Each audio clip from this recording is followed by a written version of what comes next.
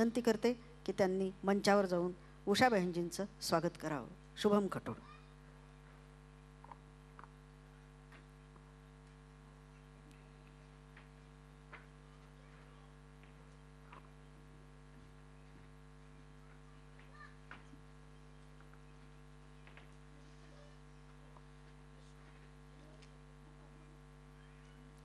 स्वर्गीय झुंबरलालजी खटोड प्रतिष्ठानच्या वतीनं शुभम खटोड उषा बहिणजींचं स्वागत करतात. टाळ्यांच्या कडकडार्थ आपण या स्वागत समारंभाचा आणि आनंद लुटूया.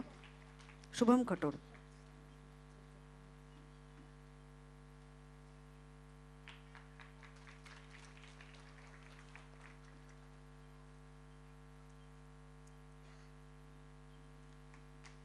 आणि या प्रतिष्ठानचे अध्यक्ष गौतमजी खटोड हे माल्यार्पण करतायत आणि बहिणजींचं स्वागत समारोह या ठिकाणी संपन्न होतोय.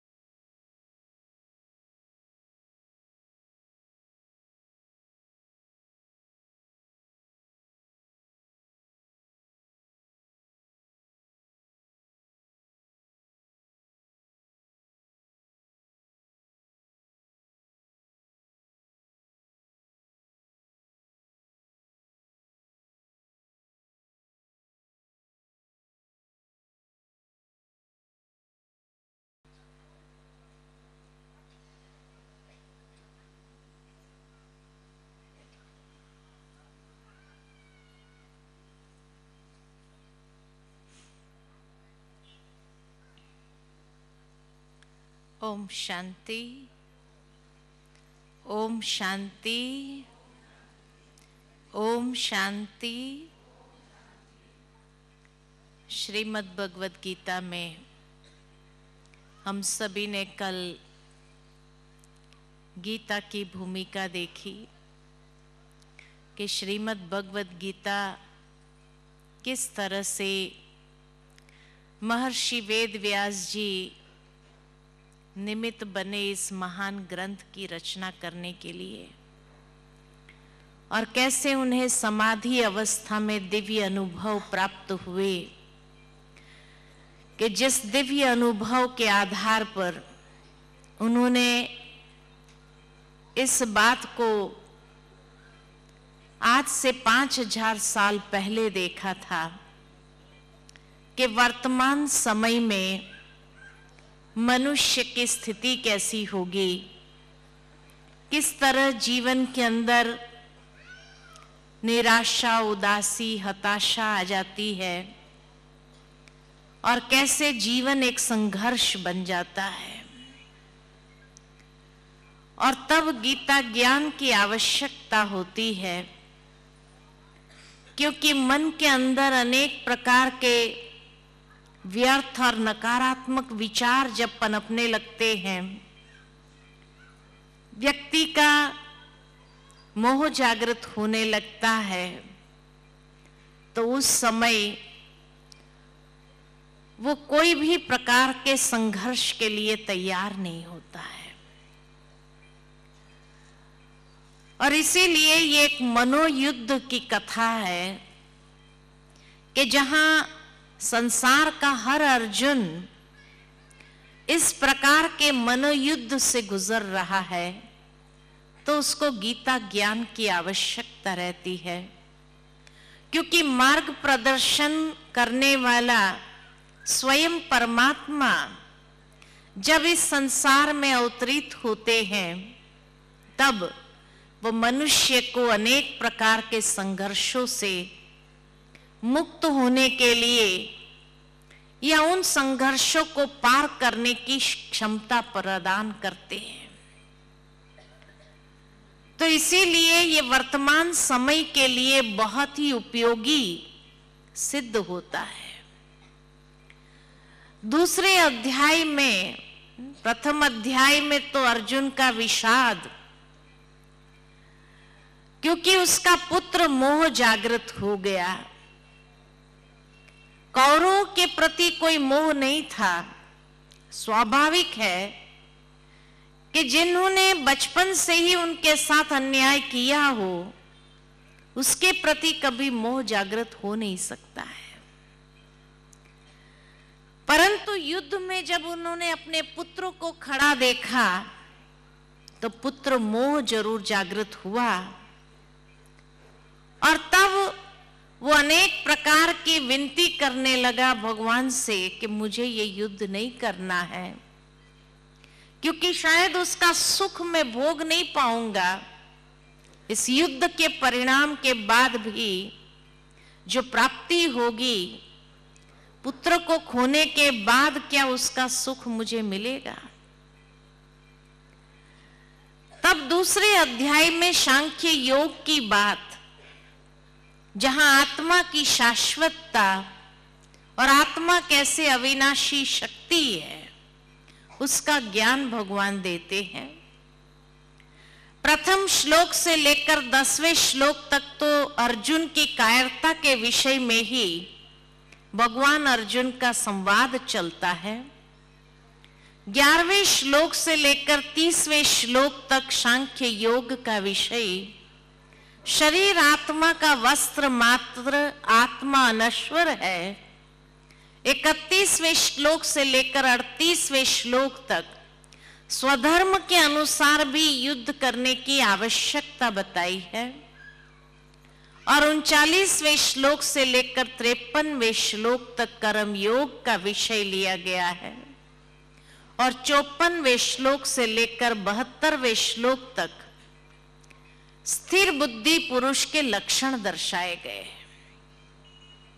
और इस तरह जब प्रथम श्लोक से लेकर 10वें श्लोक तक अर्जुन की कायरता का विषय चालू है, उसके बाद अर्जुन अपने आप को समर्पित कर देता है और ईश्वर का शिष्य निश्चित कर लेता है और अपने दुख और विषाद को दूर करने का आग्रह ईश्वर से करता है।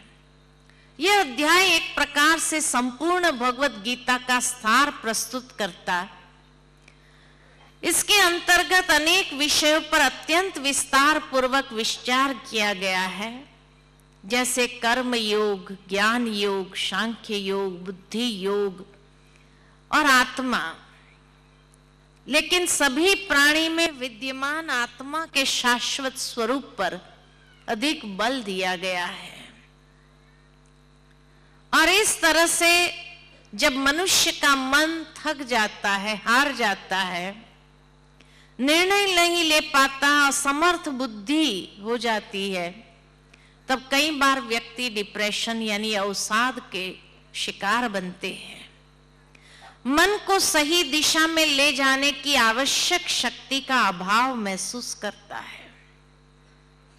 आशा की किरण तभी दिखाई पड़ती है जब मार्ग निर्देशन के लिए स्वयं ईश्वरीय बौद्धिक सत्ता उसको रास्ता दर्शाती है और मनुष्य के मन को भ्रमित करने वाले अनेक प्रश्नों का उत्तर उसको मिलता है। अर्जुन के अनेक प्रश्न बार बार उत्पन्न होते हैं और उनका समाधान भगवान करते जाते हैं और ये सत्य ज्ञान उसको देते हैं कि वो ये देह नहीं लेकिन एक चैतन्य शक्ति आत्मा है। देह से आत्मा भिन्न है, सूक्ष्म शक्ति है। और फिर 10वें श्लोक के बाद भगवान अर्जुन को कहते हैं कि हे अर्जुन, श्री कृष्ण अर्जुन से कहता है कि हे अर्जुन, न तो ऐसा ही है कि मैं किसी काल में नहीं था, तू नहीं था, अथवा ये राजे लोग नहीं थे, और न ऐसा ही है कि इससे आगे हम सब नहीं रहेंगे। यहां श्री कृष्ण अपने पुनर्जन्म की बातें कर रहे हैं कि मेरे भी बहुत जन्म है, तेरे भी बहुत जन्म है, और ये राजे लोगों के भी बहुत जन्म है। और 4थे अध्याय में भगवान कहते हैं मैं अजन्मा हूं, अव्यक्त हूं, मैं पुनर्जन्म रहित हूं। तो ये दोनों ही श्लोक एक दूसरे से विपरीत महसूस होते हैं, परंतु ऐसा नहीं है, क्योंकि श्री कृष्ण जब ये कहते हैं कि मेरे भी बहुत जन्म है, तेरे भी बहुत जन्म है, ये राजे लोगों के भी बहुत जन्म है। लेकिन 4थे अध्याय में जब कहा कि मैं अजन्मा हूं, इन चरम चक्षु से तुम मुझे नहीं देख सकते हैं, अर्थात श्री कृष्ण के माध्यम से बोलने वाली शक्ति कोई और थी, जो अजन्मा, पुनर्जन्म रहित, विनाश रहित, अव्यक्त पुरुष है। जो अवतरित होते हैं श्री कृष्ण के इस तन के अंदर, जो अवतरित होकर के ज्ञान सुनाते हैं। इसीलिए ये 2 आत्मा स्पष्ट है, एक श्री कृष्ण की आत्मा जो अनेक पुनर्जन्म में आते हैं, और दूसरी उसके माध्यम से बोलने वाली परमात्मा शक्ति जो अवतरित हुई है और जो उनके माध्यम से ये गीता ज्ञान सुनाते हैं। इसलिए संपूर्ण भगवत गीता के अंदर कहीं पर भी श्री कृष्ण उवाच नहीं है, भगवान उवाच है, क्योंकि श्री कृष्ण के माध्यम से बोलने वाली शक्ति परमात्मा शक्ति, भगवत शक्ति थी। श्रीमद् भगवत गीता अर्थात के श्री कृष्ण के तन के माध्यम से भगवत शक्ति अपना ज्ञान प्रदान कर रही है। और फिर अर्जुन को आत्मा का ज्ञान, आत्मबोध कराते हैं और कहते हैं जैसे देह में देहधारियों की बाल्य अवस्था, यौवन और बुढ़ापा, ये 3 अवस्थाएं हैं, इसी प्रकार दूसरी देह की प्राप्ति भी एक परिवर्तित अवस्था है। उसमें आत्मा का नाश नहीं होता है।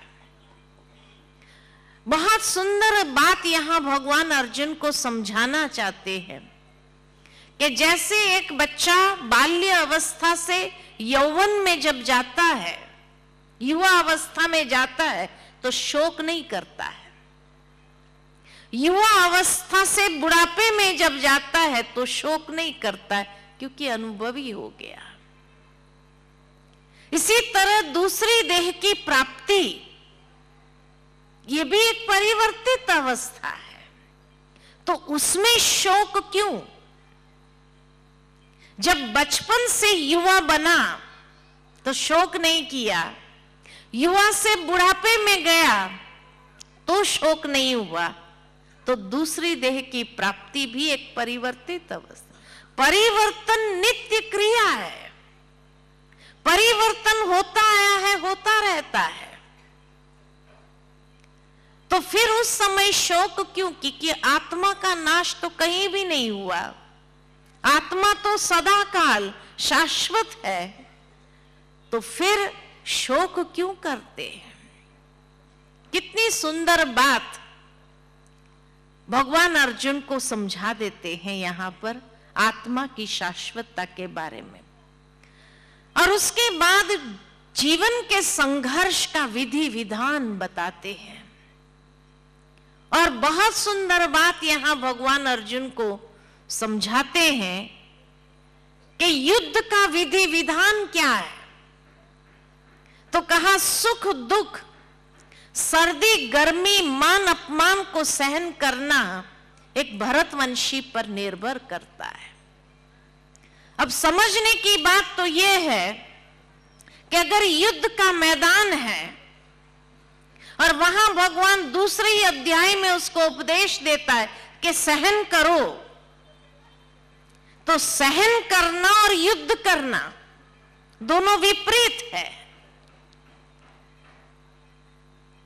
अगर व्यक्ति सहन करने लग जाए तो युद्ध कैसे करेगा?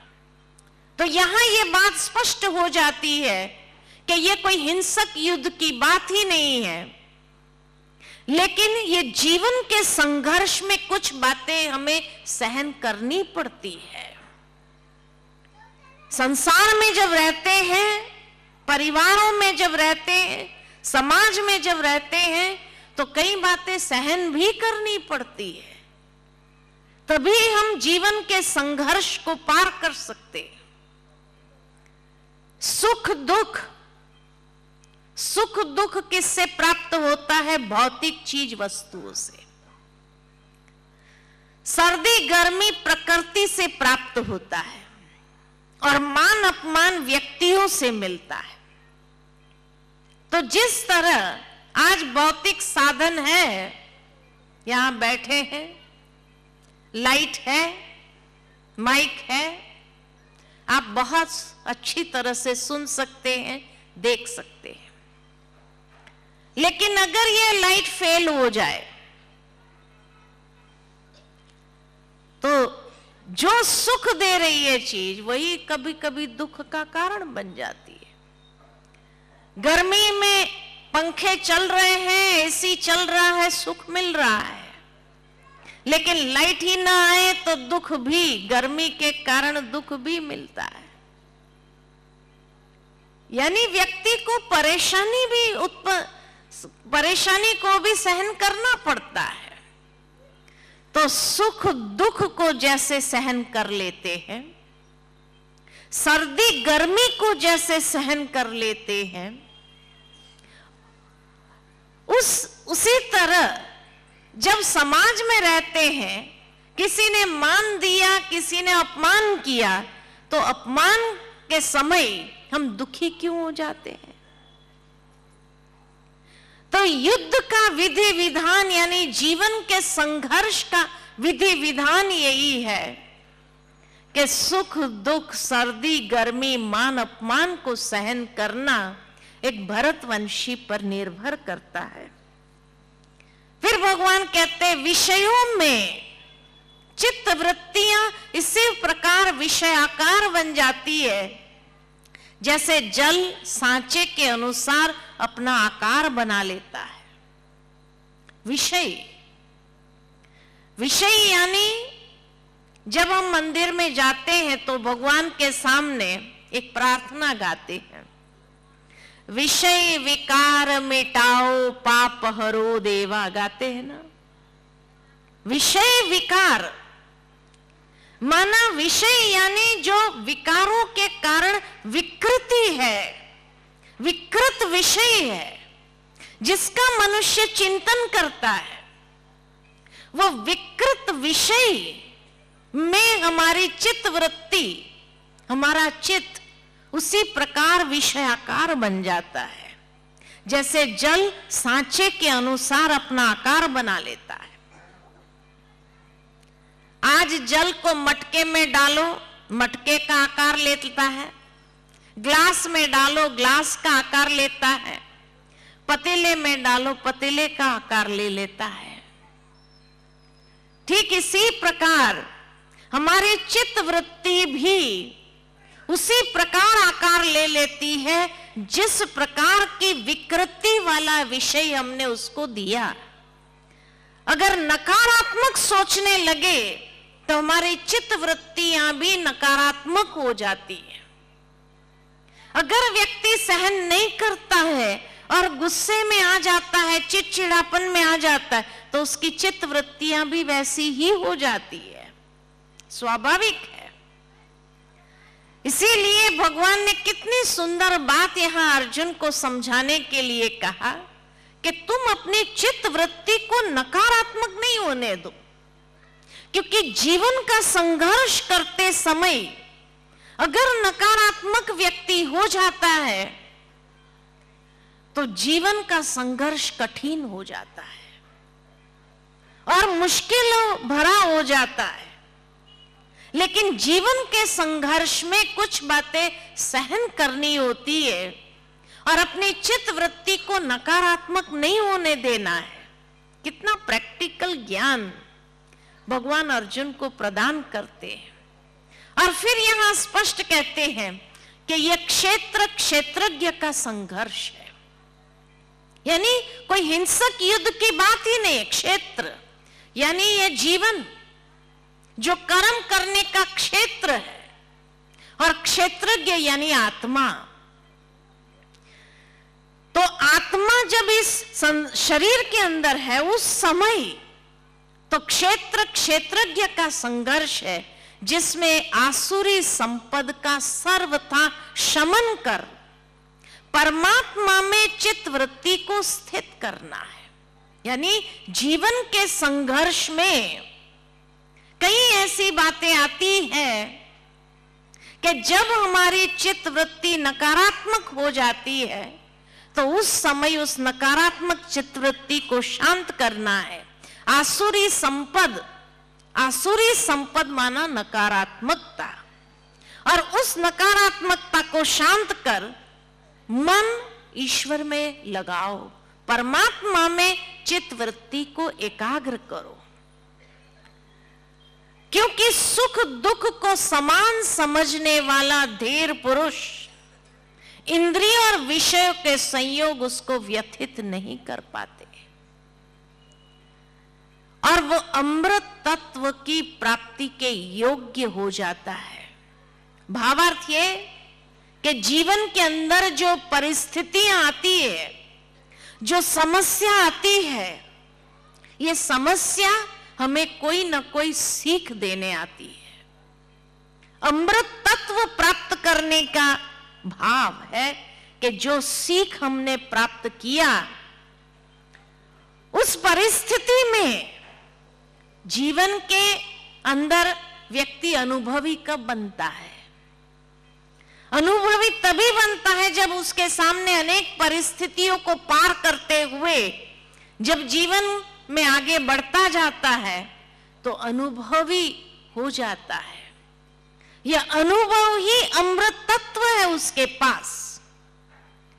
इसीलिए भगवान ने उसको कहा कि ऐसे समय पर नकारात्मक होगा तो व्यक्ति अंदर से टूट जाएगा, लेकिन जीवन के संघर्ष में हर संघर्ष हमें कोई ना कोई अनुभव प्रदान करके जाता है, कोई ना कोई सीख दे करके जाता है, किसी न किसी रूप से हमें अनुभवी बनाता है।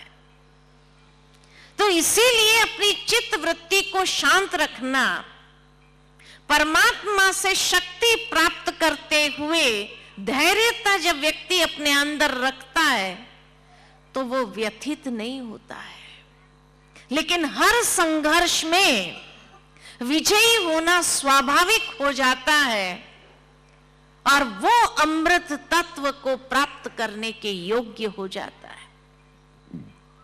संसार में जिन्होंने भी जीवन में अनुभव प्राप्त किया वो तभी प्राप्त किया जब कई ठोकरें खाई और उसका जीवन घटता गया।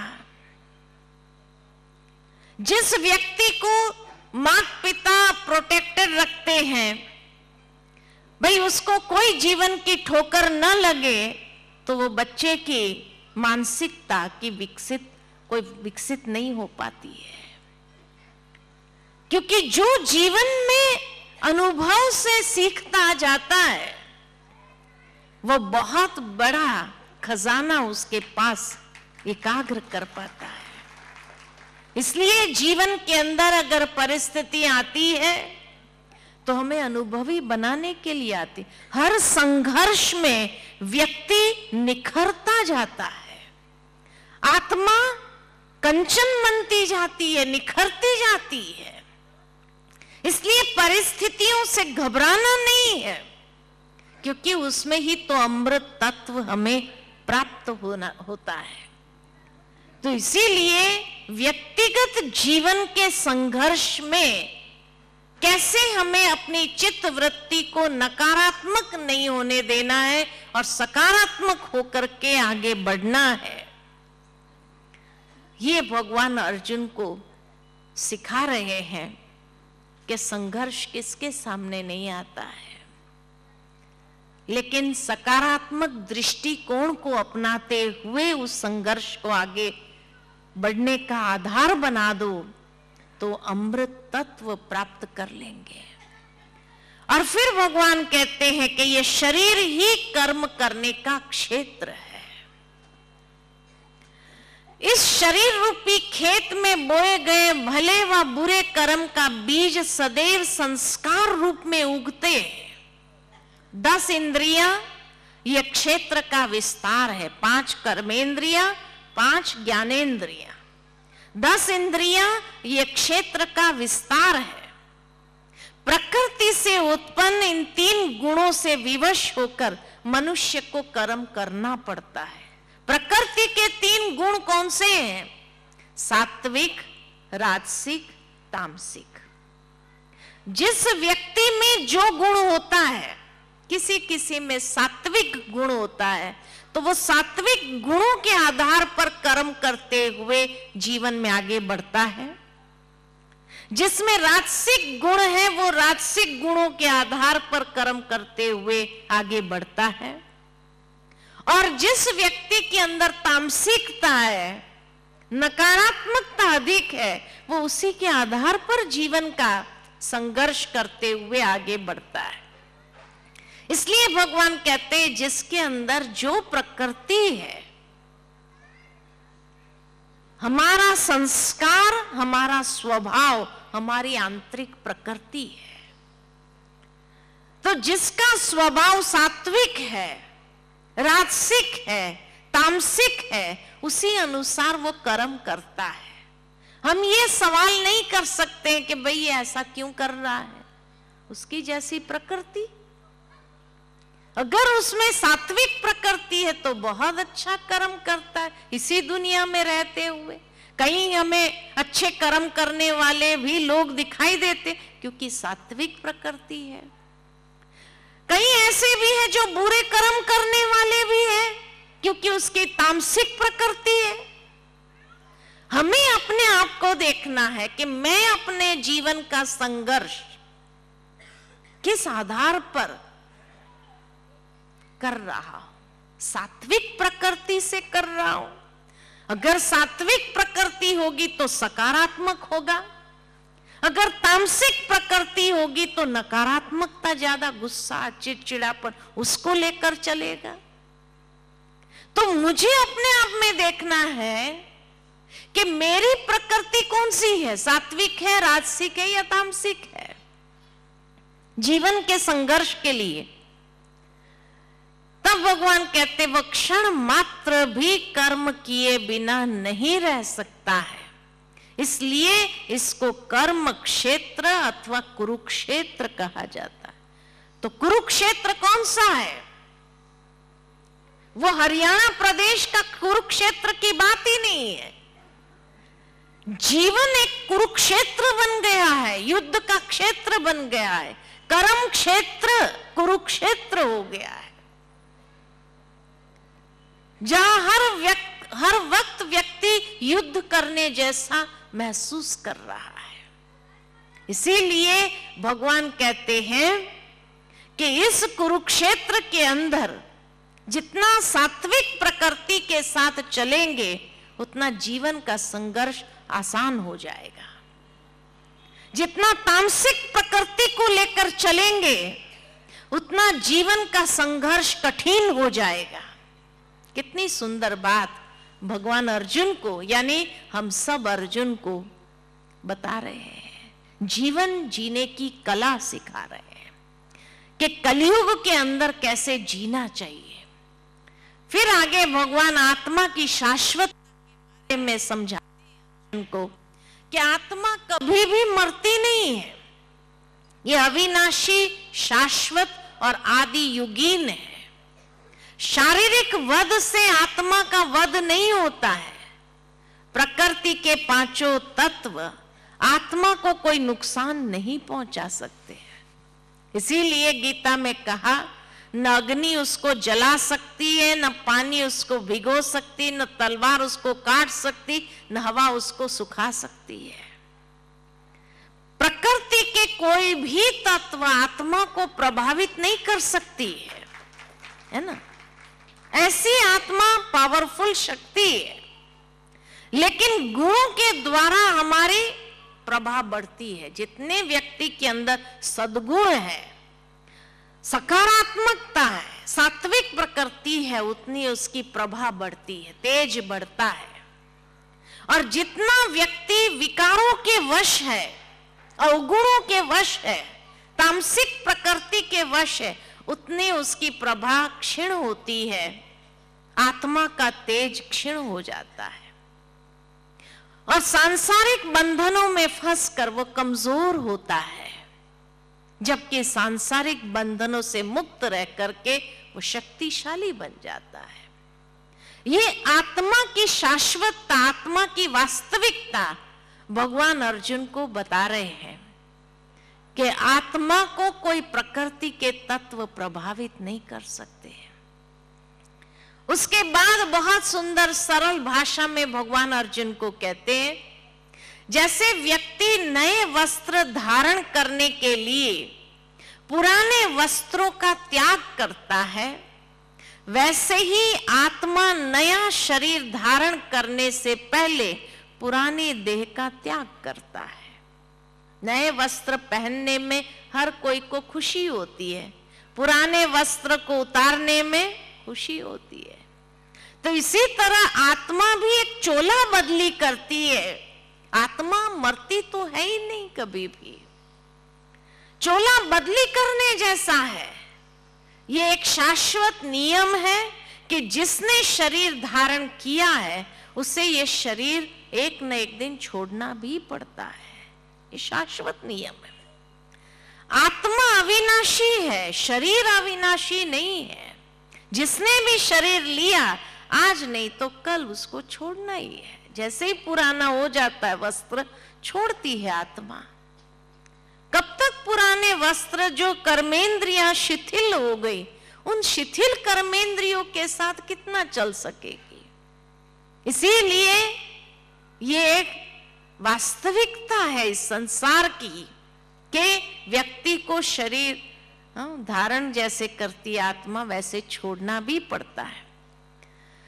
और फिर 31वें श्लोक में भगवान आत्मा का स्वधर्म बताते हैं और कहते हैं कि हे अर्जुन, स्वधर्म को देख करके भी तू भय करने योग्य नहीं है।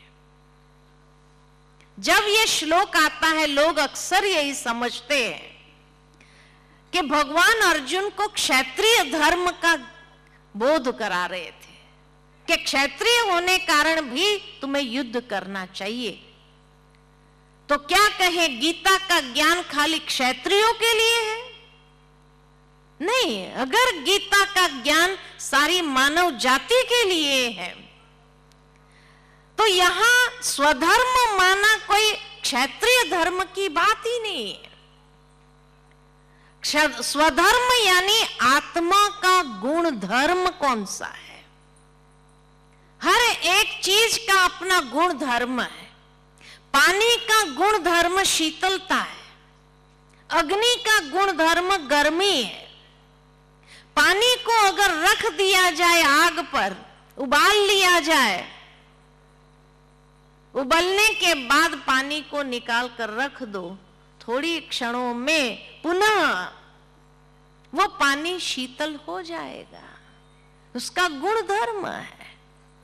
इसी तरह आत्मा का गुण धर्म कौन सा है, जिसको देख करके भी भगवान अर्जुन को कहते तू भय करने योग्य नहीं है, क्योंकि धर्म युक्त युद्ध से बढ़कर अन्य कोई परम कल्याणकारी मार्ग नहीं है।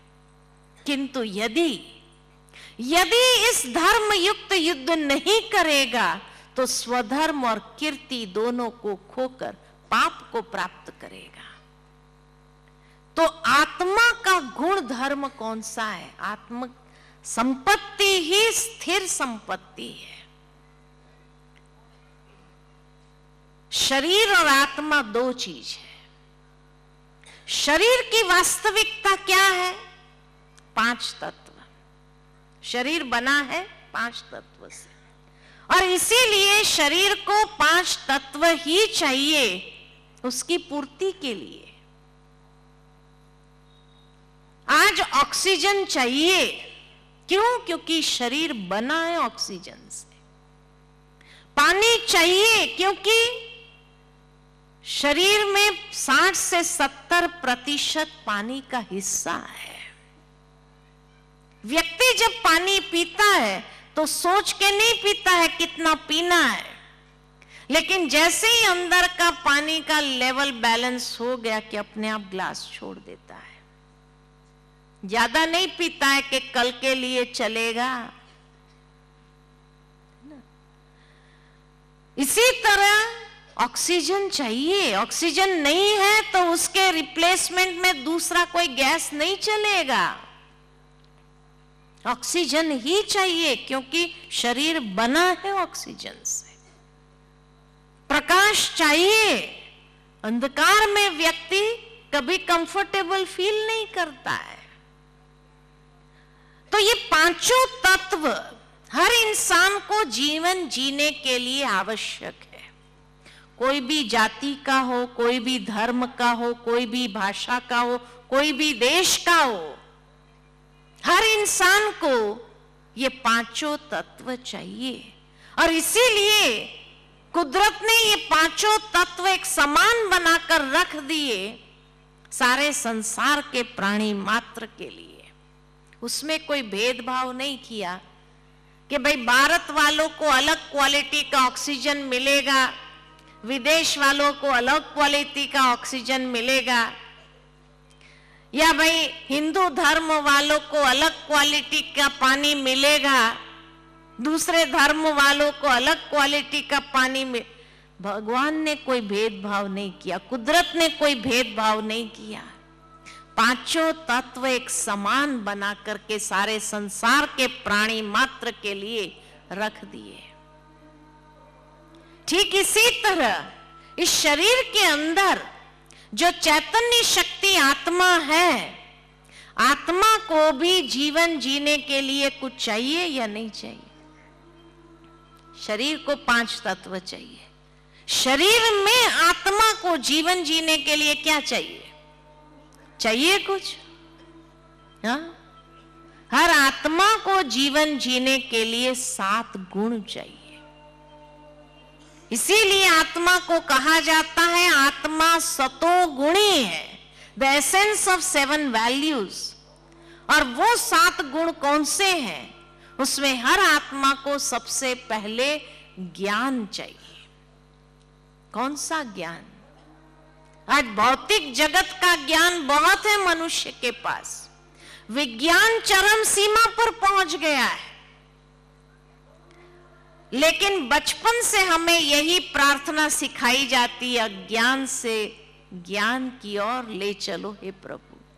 कौन सा ज्ञान चाहिए?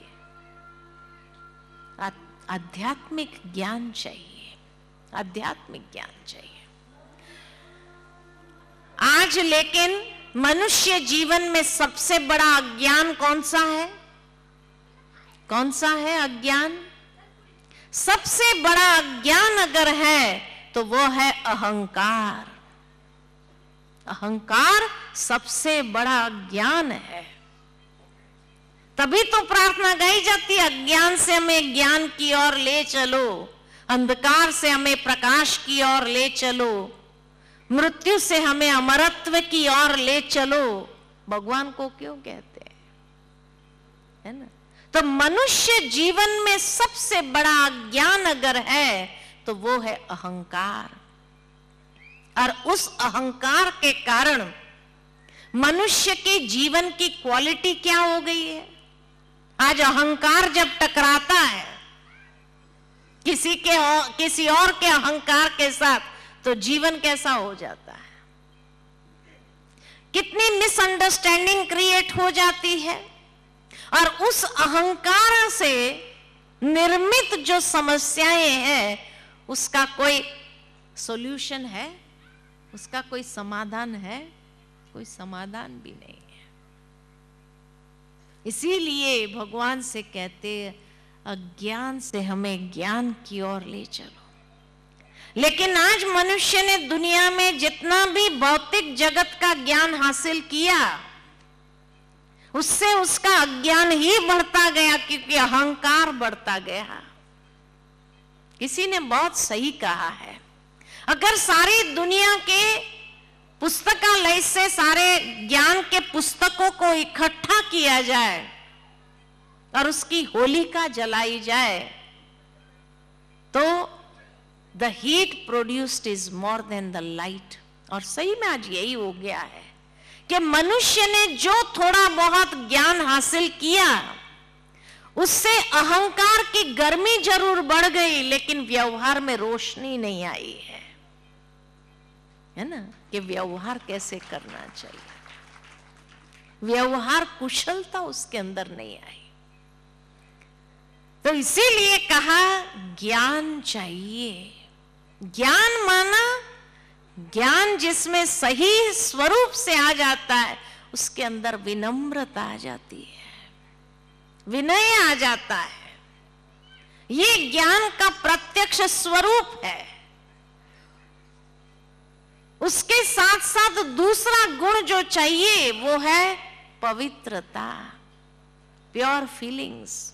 एक बच्चा जब पैदा होता है, कितना पवित्र, इनोसेंट, निर्मल होता है। हम सभी का ओरिजिनल स्वरूप कौन सा है? वही पवित्र, निर्मल। क्योंकि हम सब भी जब पैदा हुए थे तो कितने निर्मल थे, पवित्र थे। ये हमारी वास्तविकता है।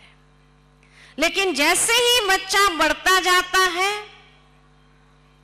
वो वो पवित्रता उसकी लुप्त हो जाती है और अनेक प्रकार की इम्प्योरिटी उसके जीवन में आ जाती है। कई बार दो व्यक्ति को देखो, बहुत अच्छी दोस्ती होती है, थोड़े दिन के बाद देखो दोस्ती टूट जाती है। अगर पूछा जाए भाई आपकी तो बहुत अच्छी दोस्ती थी, क्या हुआ? तो कहेंगे बाद में पता चला ये व्यक्ति के अंदर कुछ और बाहर कुछ था। बाहर से बड़ी सफाई वाली बातें कर रहा था, लेकिन अंदर में उसका मन मैला था, पवित्र भावनाएं नहीं थी, अंदर कुछ बाहर कुछ। इसलिए हमें अच्छा नहीं लगा तो हम दूर हो गए। तो इंसान को अच्छा कहां लगता है? जहां पवित्र भावनाएं हैं, पवित्र विचार है, जहां पवित्र व्यवहार है, वहां अच्छा लगता है, क्योंकि यही हमारी वास्तविकता है। जहां अहंकार हो, अशुद्धि हो भावनाओं के अंदर, उस संबंध में कभी प्रेम पनप सकता है? नहीं। और आज हर इंसान को क्या चाहिए? प्यार ही तो चाहिए। एक बच्चे को भी प्यार चाहिए, तो बड़े बुजुर्ग के साथ भी जब कोई प्यार से व्यवहार करता है तो उनको अच्छा लगता है। ये नहीं कि बड़े बुजुर्गों ने सारा जीवन बहुत प्यार पाया, इसलिए अभी बुढ़ापे में प्यार नहीं मिला तो चलेगा। चलेगा नहीं। हर इंसान को प्यार चाहिए। लेकिन आज की दुनिया की विडंबना देखो कि आज की दुनिया में कोई प्यार से बात करता है तो टेंशन होने लगता है। अगर पूछा जाए भाई तुम टेंशन में क्यों है, तो क्या कहते हैं? ये व्यक्ति इतना प्यार से बोल रहा है ना, यही टेंशन कर रहा है। अरे प्यार से ही तो बोल रहा है, नफरत से तो नहीं बोल रहा है, फिर टेंशन क्यों होना चाहिए? तो क्या कहते हैं? ज्ञान है नहीं, पवित्र भावनाएं है नहीं, उसके बाद अगर प्यार दिखाता है तो वो प्यार नहीं, जरूर कोई मतलब होगा, इसलिए टेंशन हो रहा है। इसलिए हर इंसान जीवन में चौथा गुण शांति चाहता है। शांति चाहिए, लेकिन आज शांति की जगह टेंशन आ गया है। इतना टेंशन मनुष्य के जीवन में बढ़ता जा रहा है कि व्यक्ति का जीवन कैसा बनता जा रहा है, जीवन की क्वालिटी खत्म होती जा रही है। न शांति है, न प्रेम है, न पवित्र भावनाएं हैं, न आपसी समझ है, अहंकार है, अशुद्धि है, नफरत है, स्वार्थ है, तो शांति कहां से होगी? और जहां ये चारों है वहां जीवन में सच्चा सुख है। आज हर इंसान को सुख चाहिए, लेकिन सुख सुविधा के सारे साधन आ गए। डनलेप के गद्दे पर सोने पर भी नींद नहीं आती है, चैन नहीं है, सुख नहीं है। एसी में बैठने के बाद भी उसको पसीना छूटता है, इतना टेंशन है। सुख कहां है? तो भौतिक सुख सुविधा के साधन होने के बावजूद भी सुख का अनुभव नहीं है। और जहां ये पांचों बातें हैं, वहां जीवन की सर्वोच्च प्राप्ति आनंद है। आज आनंद तो छोड़ो, खुशी भी नहीं रही है। खुशी का अनुभव करने के लिए भी लोगों को लाफ्टर क्लब्स ज्वाइन करना पड़ता है, बगीचे में जाके हंसना पड़ता है। घर में हंस नहीं पाते हैं। घर में अगर मुस्कुराए भी तो सबसे पहले घर वाले ही पूछना चालू करते, क्या बात है भाई, क्यों मुस्कुरा रहे हो आज?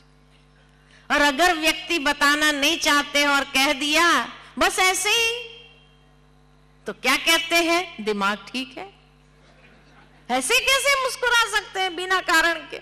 माना आज मुस्कुराने के लिए भी हमें कारण चाहिए, बिना कारण व्यक्ति मुस्कुरा नहीं सकता है। कैसी जीवन हो गई? और आत्मा का स्वरूप है सत चित आनंद स्वरूप, और आनंद में रहने के लिए कोई वजह चाहिए, कोई कारण चाहिए, तब आनंद में रह सकता है। कैसी जीवन हो गई है ना। अगर कार्य क्षेत्र पर व्यक्ति जाता है मुस्कुराता हुआ चेहरा लेकर के, तो सारे लोग इशारा करते हैं, क्या बात है, आज बड़ा खुश लग रहा है, आज बड़ा खुश है, आज जो काम करवाना हो करवा लो। लोग एडवांटेज लेना चालू कर। इसलिए भी व्यक्ति मुस्कुरा नहीं पाता है जीवन के अंदर। जो खुशी हमारी वास्तविकता है, लेकिन आज व्यक्ति खुश होना चाहता है लेकिन खुश हो नहीं पाता है ना। कैसे जीवन हो गई। और जहां ये 6 बातें हैं, ज्ञान, पवित्रता, प्रेम, शांति, सुख, आनंद, वहां शक्ति है। आज शक्ति तो छोड़ो, कॉन्फिडेंस, आत्मविश्वास खत्म हो रहा है। आत्मविश्वास समाप्त हो रहा है। शक्ति तो बहुत दूर की बात है, क्योंकि वास्तव में देखा जाए तो ये 6 गुण नहीं, शक्ति है। ज्ञान की शक्ति, पवित्रता की शक्ति, प्रेम की शक्ति, शांति की शक्ति, ये सब शक्ति है। दूसरे शब्द में कहो तो ये 7 गुण आत्मा की बैटरी है। लेकिन आज के युग में ये बैटरी डिस्चार्ज है। इसीलिए शांति के बदले टेंशन है, गुस्सा है, प्रेम के बदले नफरत है, स्वार्थ है, आनंद के बदले उदासी है, गम है ना। शक्ति के बदले अनेक कमजोरियों को सहारा बना लिया है। पवित्रता के बदले अपवित्र, अशुद्धि जीवन में आ गई है, और ज्ञान के बदले अहंकार आ गया। तो 7 गुणों के बदले 7 अवगुण आ गए, काम, क्रोध, लोभ, मोह, अहंकार, ईर्ष्या, नफरत, ये 7 अवगुण आ गए। इसीलिए गीता में कहा कि हे अर्जुन, स्वधर्म सुख देता है, पर धर्म दुख का कारण है। जब आत्मा ये 7 गुणों में स्थित होता है तो सुख की अनुभूति होती है। पर धर्म, ये 7 गुणों से पर क्या है? शांति से पर क्रोध है, वो दुख का कारण है। लोभ है, वो दुख का कारण है। अहंकार है, वो दुख का कारण है। तो पर धर्म ये दुख का कारण है, स्वधर्म सुख का आधार है। इसीलिए ये 7 गुणों के आधार पर जीवन का संघर्ष करो तो हर संघर्ष विजयी में बदल जाएगा। कैसे? बहुत सुंदर एक बात याद आती है कि एक बार एक व्यक्ति बहुत गरीब था, बहुत गरीब, कर्जा ले लेकर के अपने परिवार को पाल रहा था। एक दिन ऐसा आया जो सबने मना कर दिया कि हम कर्जा भी देने वाले नहीं हैं। बड़ा उदास हो गया, अब क्या करूं, परिवार को कैसे पालूं। उसके पास एक जमीन का टुकड़ा था, लेकिन वो भी बंजर जमीन, कोई काम की नहीं थी। तो उसके मन में विचार आने लगा कि ऐसा जीवन जीने से फायदा क्या, इससे तो मर जाना अच्छा है। मरने का सोचने लगा। जैसे ही मरने का सोचने लगा कि उसने देखे कि कुछ लोग उसके तरफ आ रहे हैं, सामने से कुछ लोग आ रहे हैं। वो लोगों ने आकर के पूछा कि भाई ये जमीन किसकी है? उसने कहा मेरी जमीन है, लेकिन बंजर जमीन है, कुछ नहीं निकलता है उसके ऊपर।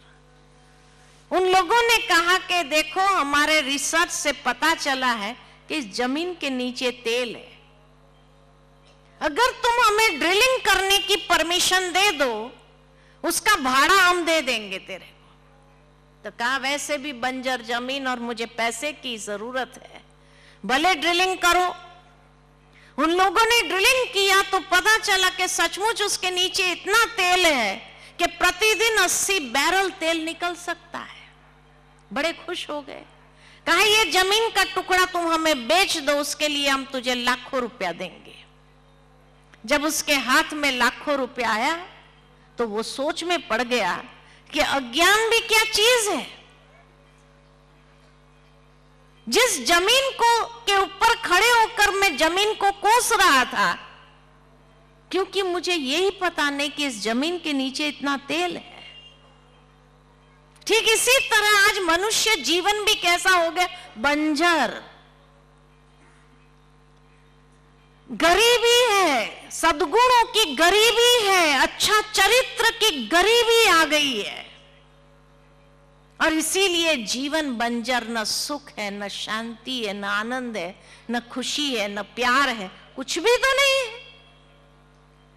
जब ऐसा जीवन हो जाता है बंजर, तब कई बार मनुष्य भी जीवन का अंत करने का सोच लेता है, कैसे तो मर जाना अच्छा है। लेकिन भगवान आकर के हमें यही कहते, ड्रिलिंग करो, अंदर जाओ, अंदर जाओ, भीतर। और भीतर अथाह शक्ति, एक क्षमता है, स्वधर्म को बाहर ले आओ और उस स्वधर्म की शक्ति को जीवन में प्रवाहित होने दो, इस कर्म क्षेत्र में प्रवाहित होने दो। फिर देखो जीवन कैसा बन जाएगा, समृद्ध हो जाएंगे, चरित्र कितना ऊंचा हो जाएगा, समृद्ध हो जाएगा, गरीबी का एहसास नहीं रहेगा, कितना सुंदर जीवन बन जाएगा। भावार्थ ये, जीवन की ये बैटरी को चार्ज करना है तो क्या करना पड़ेगा, आत्मा की बैटरी को चार्ज करना है तो क्या करना पड़ेगा, कोई विधि तो होगी, कैसे चार्ज करेंगे। आज गाड़ी की बैटरी को चार्ज रखना है तो क्या करना पड़ता है, गाड़ी को चलाते रहो तो बैटरी चार्ज रहेगी। अगर गाड़ी को ला करके गराज में खड़ा कर दे, साल 2 साल चलाओ ही नहीं, तो बैटरी डिस्चार्ज हो जाती है। ठीक इसी तरह हमारी आत्मा की बैटरी को भी चार्ज करने के लिए इन सद्गुणों की ऊर्जा को चलाते रहो जीवन के अंदर। इसीलिए दुनिया में कहा जाता, ज्ञान बांटने से बढ़ता है, प्यार बांटने से बढ़ता है। बांटना शुरू करो, देना शुरू करो। देखो आज हर चीज दे रही है, ये लाइट रोशनी दे रही है, ये माइक आवाज आपको पहुंचा रहा है, ये कुर्सी आराम दे रही है, गद्दे पर बैठे गद्दे आराम दे रहे हैं, छत हमें ठंडी से सुरक्षा दे रही है, सूर्य दे रहा है, नदी दे रहे हैं, वृक्ष दे रहे हैं, हर चीज दे रही है संसार की, सिवाय मनुष्य के। हर चीज दे रही है, मनुष्य ले रहा है, ले रहा है, ले रहा है, ले रहा है, इसलिए देना ही भूल गया, लेने में ही व्यस्त हो गया तो देना भूल गया, और देना भूल गया तो बैटरी डिस्चार्ज हो गई। इसीलिए हर चीज को देवता का, सूर्य देवता कहा, देने वाला है ना, वायु देवता कहा, देने वाला है, नदी जल को देवता कहा, क्यों देवता का, देने वाले हैं, और मनुष्य लेवता है, लेने वाला है, लेने वाला आता जाए, इकट्ठा करते जाओ, लेते जाओ, लेते जाओ। आज से हम भी आपको एक काम कर देंगे कि आज से हम भी देवता बनेंगे, देवता बनेंगे, कुछ न कुछ देना है।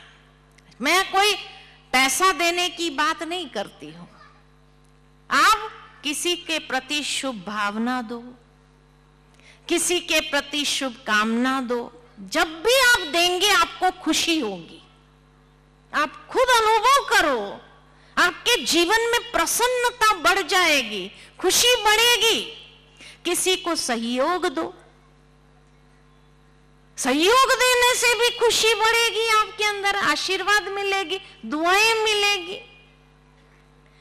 जब भी आप कुछ देना चाहेंगे समाज को, प्रकृति को आप भी देने का काम करो। किसी को खुशी दो, किसी को प्यार दो, किसी को सम्मान दो, किसी को सहयोग दो, किसी को शुभ भावना दो, किसी के प्रति शुभ कामना दो, किसी को दुआएं दो। दे तो सकते हैं कि नहीं? अरे ये देने में कौन सा खर्चा लगेगा?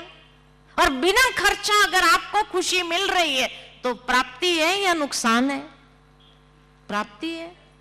तो आज से एक संकल्प करते हैं इस कीर्तन महासमारोह में कि आज से हम भी प्रतिदिन किसी को कुछ न कुछ देने का काम करेंगे। करेंगे करेंगे दे सकेंगे कि नहीं दे सकेंगे? दे सकेंगे। अगर देने से हमें खुशी मिलती है, आनंद मिलता है, उमंग मिलता है, तो दे करके देखो बैटरी चार्ज होती है कि नहीं होती है? बैटरी चार्ज होना शुरू हो जाएगी, सुकून मिलेगा, शांति मिलेगी, सुख मिलेगा, आनंद मिलेगा। लोग आपको प्यार करेंगे। जब आप किसी को देंगे ना तो लोग आपको प्यार करेंगे, तो सब कुछ मिलने लगेगा। देखो, दे करके तो देखो कितनी खुशी मिलती है आपको, कितना आनंद मिलता है आपको, कितना सुकून मिलता है, कितनी शांति मिलती है, कितना सबका प्यार आपको मिलने लगता है। दे करके तो देखो। अब तक जीवन में लेवता बहुत बने, आज के बाद देवता बनो। देवता बन करके देखो, इतना सरल है। और भगवान अर्जुन को यही कह रहा है कि स्वधर्म के अनुसार भी तू भय करने योग्य नहीं है। भय इंसान को कब होता है कि जब वो लेना चालू करता है ना, तब भय महसूस होता है कि पता नहीं मैं ले रहा हूं, कोई क्या कहेगा। हाँ, ये तो लेवता है, तो लेना भी चाहता है और सुनना भी नहीं चाहता है कि कोई कहे नहीं कुछ भी, तो भय उत्पन्न हो गया है ना। जहां अहंकार को ठेस लगेगी तो भय लगेगा, है कि नहीं? तो इसीलिए भगवान अर्जुन को यही बात समझाते हैं कि तू स्वधर्म को देख करके भी भय करने योग्य नहीं है, और इसीलिए तुम्हें कीर्ति को प्राप्त करेगा, सम्मान को प्राप्त करेगा अगर तुमने देना चालू किया। ये सद्गुणों को जीवन के संघर्ष में देना चालू करो, तो जीवन का संघर्ष बहुत आसान हो जाएगा। जब हम संग्रह वृत्ति रखते हैं, लेने का भाव रखते हैं, तो हमारा जीवन का संघर्ष और कठिन हो जाता है। कितनी सुंदर बात भगवान अर्जुन को सुनाते हैं। बहुत अच्छी बात मुझे याद आती है कि एक बार एक राजा था और राजा का एक मित्र था। दोनों की बचपन से दोस्ती थी। मित्र धीरे धीरे लकड़े का व्यापारी बन गया, बहुत बड़ा लकड़े का व्यापारी हो गया, लेकिन फिर भी दोस्ती उनकी अभी तक पक्की थी। रोज मिलते थे शाम के समय, कभी कब जब भी मौका मिलता था तो दोनों एक दूसरे को मिल लेते थे। कोई दिन ऐसा नहीं कि दोनों मिले नहीं, इतनी गाढ़ दोस्ती थी दोनों की। एक दिन वो लकड़े का व्यापारी अपने लकड़े के गोदाम में चला गया देखने के लिए कौन सा लकड़ा है, तो देखता है कि चंदन के लकड़े बहुत है। देखा ढेर है चंदन का लकड़ा, तो उसका व्यापारी दिमाग का गिनती करने लगा कि इसमें कितने पैसे जमा है और इतना लकड़ा कौन खरीदेगा भाई। इसको खरीदने के लिए, इतना सारा लकड़ा खरीदने के लिए कोई को क्या काम आएगा। तो सोचा अगर कोई मरे तो उसको जलाने के लिए तो चंदन के लकड़े लगेंगे, लेकिन साधारण व्यक्ति मरेगा तो चंदन का लकड़ी नहीं यूज होगा, बड़ा व्यक्ति मरना चाहिए। अब बड़ा व्यक्ति कौन था? राजा ही था। तो दोस्ती बोले, दोस्ती की जगह लेकिन लोभ की वृत्ति आई कि अब ये मेरे पैसे जो इतने यहाँ अटका हुआ है चंदन के लकड़े में, ये पैसा निकालूं कैसे।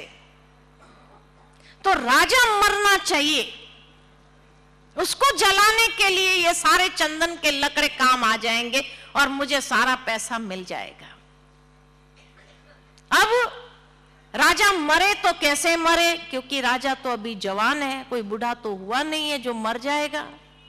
फिर विचार आया कि कोई चढ़ाई करे तब तो मर सकता है, लेकिन फिर मन में विचार आया कि चढ़ाई भी कौन करेगा, आसपास के सारे राज्य वाले राजा से खुश है, सबके साथ अच्छा व्यवहार है उसका, तो कोई चढ़ाई भी करने वाला नहीं है।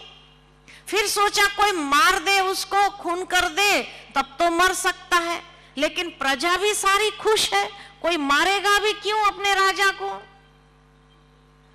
फिर उसको मन में विचार आया कि अगर मार सकता है तो मैं ही मार सकता हूं। देखो व्यक्ति कितना गिरता जाता है लोभ के कारण, तो सोचता है अगर मार सकता है तो मैं ही मार सकता हूं, क्योंकि मैं तो रोज आना जाना मेरा राजमहल में चलता है, मेरा दोस्त है, मैं मार दूंगा तो किसी को पता भी नहीं चलेगा। लेकिन मारने की जो हिम्मत चाहिए वो उसमें थी नहीं, तो रोज सोचता रहा राजा मरे तो कैसे मरे, मरे तो कैसे मरे, मरे तो कैसे मरे। राजा के पास जाता था मिलने के लिए, जैसे उसका नियम था रोज मिलने जाता था, लेकिन दृष्टि यही, ये मरे तो कैसे मरे, ये मरे तो कैसे मरे, ये मरे तो कैसे मरे। अब उसके विचारों के तरंग राजा तक पहुंचते हैं और राजा वहां सोचता है कि ये मेरा मित्र जो है लकड़े का व्यापारी इतना पैसे वाला है, ये कमाता किसके लिए, उसके आगे पीछे कोई है ही नहीं, तो ये कमाता किसके लिए। तो राजा सोचता है अगर ये मर जाए तो उसकी सारी प्रॉपर्टी राज्य को मिल जाएगी। अब दोनों एक दूसरे के सामने आते हैं, वो सोचता है ये मरे तो कैसे मरे, वो सोचता है ये मरे तो कैसे। तो जो प्यार था वो धीरे धीरे कम होने लगा। मिलते थे, औपचारिक रूप से मिलते थे, लेकिन प्यार से नहीं। आखिर रात को नींद नहीं आती थी दोनों को, तो जब नींद नहीं आती थी, लगातार कुछ दिनों से नींद नहीं आए, दिन में भी आराम नहीं, वही विचार मरे तो कैसे मरे। तो मित्र ने क्या किया, वो गया राजा के पास कि राजा मैं माफी मांगना चाहता हूं। राजा ने कहा तूने कौन सा गुनाह किया जो माफी मांगने आया। कहा गुनाह किया नहीं है मैंने, लेकिन मेरे मन में आपके प्रति एक कुविचार आ गया है। अब मैं इस कुविचार से मुक्त होना चाहता हूं, उसके लिए आप कोई हमें माध्यम बताओ। और उसके लिए पहले माफी मांगता हूं कि मेरे मन में आपके प्रति ये कुविचार आए और चंदन के लकड़े को देख करके ये सारा विचार अंदर में चालू हो गया। अब आप बताओ। तो राजा ने सोचा अगर ये माफी मांग रहा है तो मुझे भी मांगनी चाहिए, मेरे मन में भी तो कुविचार आया। तो दोनों ने एक दूसरे की माफी मांगी, फिर बैठे सोचने कि अभी चंदन के लकड़े का कुछ तो करना पड़ेगा, क्योंकि जब तक ये चंदन का लकड़ा रहेगा ये बुरा विचार पीछा नहीं छोड़ेगा। तो राजा ने कहा मेरे महल में तो सब कुछ है, मुझे कोई चीज की आवश्यकता नहीं है, लेकिन एक काम कर सकते, महल के बाहर जो बगीचा है उस बगीचे में एक मंदिर बनाते हैं और मंदिर चंदन के लकड़े का बनाते हैं, खुशबू फैलती रहेगी, जो भक्त जन आएंगे भजन करेंगे, पूरा वातावरण के अंदर सात्विकता बनी रहेगी। मित्र को ये विचार बड़ा अच्छा लगा, कहा तुम सारा लकड़ा भेज दो, मैं प्लानिंग करवाता हूं। और राज्य कोष से पैसा लेकर कहा ये लो पैसा, यही पैसे के कारण तुम्हें कुविचार आया था, ये लो पैसा। तो मित्र ने कहा अभी मुझे ये पैसा नहीं चाहिए, ये पैसा क्योंकि मैं किसके लिए इकट्ठा करूं, ये पैसा राज्य के गरीबों के कल्याण के लिए यूज किया जाए। तो दोनों के मन में शुभ विचार आया, एक के मन में शुभ विचार आया मंदिर बनाने का, दूसरे के मन में शुभ विचार आया कि ये पैसा गरीबों के कल्याण के लिए लगाया जाए। तो दोनों का मन शांत हो गया, प्रसन्नता जीवन में आने लगी, दोनों का आपसी प्रेम बढ़ गया और शांति से नींद आई उस दिन, बहुत दिनों के बाद। तो हमारा मन भी जब भी परेशान होता है उसका कारण क्या, कोई न कोई कुविचार मन के अंदर आया है, इसीलिए रात को नींद नहीं आती है। इसीलिए देवता बनो तो नींद आएगी, देवता बनने का सोचेंगे तो नींद नहीं आएगी, मन परेशान हो जाएंगे। तो आज से यहाँ बैठा हुआ हर कोई कौन बनेगा? देवता बनो। देवता बनकर देखो कितनी खुशी मिलती है, उमंग मिलता है, आनंद मिलता है, उत्साह मिलता है, शांति मिलती है, सुकून मिलता है, प्यार बढ़ता है ना। तो इसीलिए आज से देवता बनेंगे कि कोई ना कोई शिकायत रहेगी कि अगर हम देवता बन जाए तो भी बहन जी क्या होगा? दुनिया तो सारी लेवता है ना, और दुनिया सारी लेवता है तो हम देवता बन के क्या करेंगे? लोग तो एडवांटेज लेना चालू कर देंगे, लोग तो हमारी बैटरी बहुत जल्दी डिस्चार्ज कर देंगे। तो फिर क्या करेंगे? फिर क्या करेंगे? हाँ, क्या करेंगे? देखो दुनिया में जितनी भी महान हस्तियां हुई है ना, उनकी महानता का आधार क्या है? स्वामी विवेकानंद। साधारण नरेंद्र से स्वामी विवेकानंद बन गया। कैसे बन गया? स्वामी विवेकानंद कैसे बन गया? उसके अंदर ऐसी क्या खास बात थी? आध्यात्मिक ज्ञान, पवित्रता, प्रेम, शांति, सुख, आनंद और शक्ति, ये 7 गुणों से बैटरी फुल चार्ज कर दिया। तो साधारणता से ऊपर उठ गया। मदर टेरेसा के अंदर क्या था? महात्मा बुद्ध के अंदर क्या था? इन सभी महान हस्तियों के जीवन में अगर देखे, वो देवता बने। आज भी उनको देवता समान लोग पूजते हैं। क्यों? साधारण मनुष्य थे, देने शुरू किया तो देवता बन गए, ऊंच बन गए, मैग्नेटिक पर्सन। कोई ने एडवांटेज लिया उनका? नहीं। लोगों के लिए स्रोत बन गए, प्रेरणा के स्रोत बन गए। एक घटना याद आती है मुझे, बैटरी चार्ज करने से फायदा क्या है? कई लोग सोचते कि अगर हम 7 गुणों से अपनी बैटरी चार्ज कर दे, लेकिन दुनिया तो डिस्चार्ज बैटरी है, तो हमें क्या फायदा होगा? क्योंकि आज व्यक्ति वही करना चाहेगा जहां कुछ फायदा मिलता। बिना फायदा कोई कुछ नहीं करना चाहते, ठीक है ना। तो बैटरी चार्ज करने से, देवता बनने से फायदा क्या होगा? 3 बहुत बड़े फायदे। कौन से फायदे? पहला फायदा होगा, आप परिस्थिति को बदल सकते। दूसरा फायदा होगा, आप लोगों की मनोवृत्ति को बदल सकते। और तीसरा फायदा होगा, वातावरण को बदल सकते। कैसे?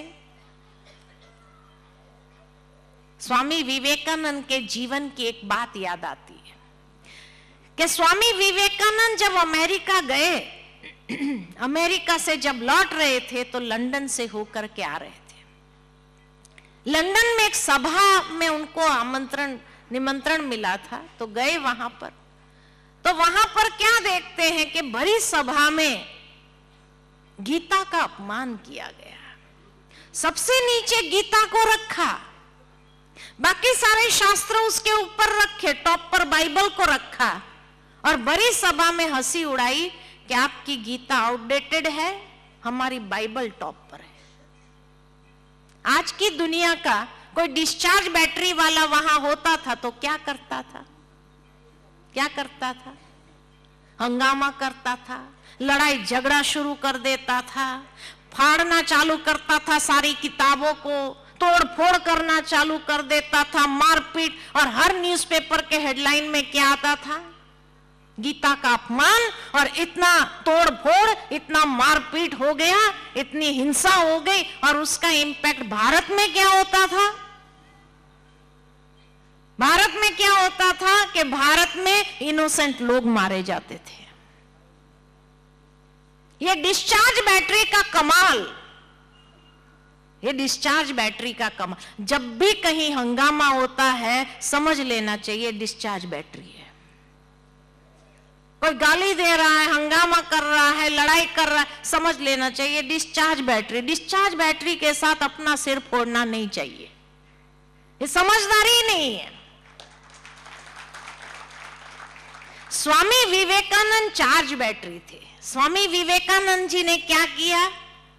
मुस्कुराए और कहा, आपने जो गीता का सम्मान किया उसका धन्यवाद कैसे करूं। लोग हंसने लगे, इस व्यक्ति को इतना भी पता नहीं हमने सम्मान किया कि अपमान किया। स्वामी विवेकानंद आगे बढ़े, नीचे से गीता को खींचा। जैसे गीता को खींचा सारे शास्त्र गिर गए। कहा, आपने तो गीता को आधार बना दिया, अगर गीता न हो तो दुनिया का कोई धर्म, कोई शास्त्र टिक नहीं सकता है। परिस्थिति बदल गई। कहां वो अपमान करना चाहते थे, कहां उन्होंने सम्मान कर दिया। ये दिखा दिया कि गीता को आधार बना दिया, फाउंडेशन में रख दिया। आज फाउंडेशन ही ना हो तो दुनिया का कोई भी इमारत टिक नहीं सकता है। ये चार्ज बैटरी का कमाल है। डिस्चार्ज बैटरी हंगामा करते हैं, चार्ज बैटरी मुस्कुराते हैं। हर परिस्थिति को परिवर्तन करने की क्षमता रहती है उसके अंदर। एक बस स्टॉप पर खड़े थे स्वामी विवेकानंद, एक कपल आए और आपस में अंग्रेजी में बात करने लगे। ये भारत वाले को कपड़े पहनने की भी सभ्यता नहीं, देखो कैसे कपड़ा लपेट दिया है। आध्यात्मिकता हमें ये नहीं कहती चुप रहो, लेकिन आध्यात्मिकता हमें लड़ने के लिए भी नहीं कहती है। स्वामी विवेकानंद तुरंत मुड़े और उस